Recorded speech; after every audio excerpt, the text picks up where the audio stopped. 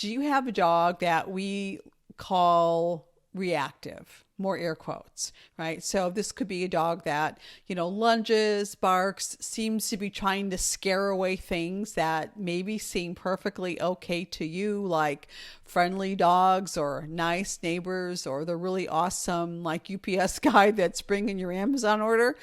Well, it's likely that dog is screaming out, I feel bad. I feel frustrated and stressed out.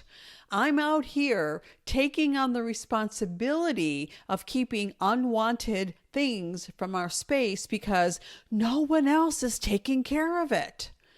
Yeah. And it's also likely that that same dog started out with a whisper.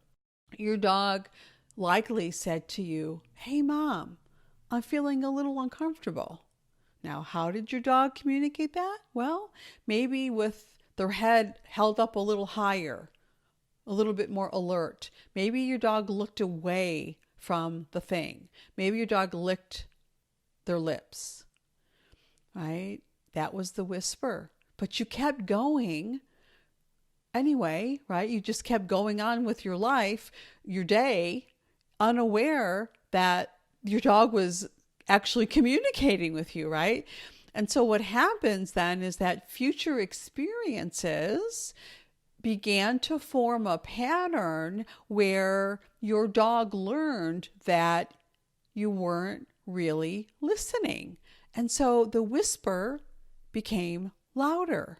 Maybe you became aware, but you dismissed your dog's communication as, well, not that relevant, right? Because there's no real danger or concern after all, right?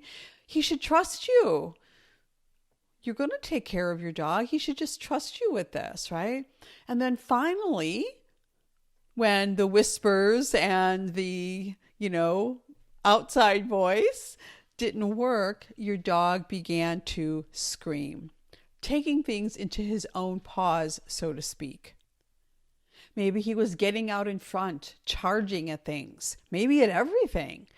Your dog became convinced that was his role. Adrenaline flowed, cortisol surged, his stress buckets filled, and so did yours.